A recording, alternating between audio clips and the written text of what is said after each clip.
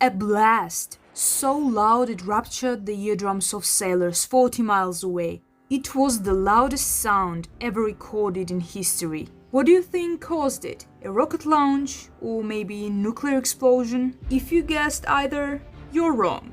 It was a volcanic eruption. In 1883, the Krakatoa volcano in Indonesia exploded with such force the sound was heard over 3,000 miles away. The shock wave, it circled the earth 4 times. If your ears are ringing just thinking about it, hit that sub button.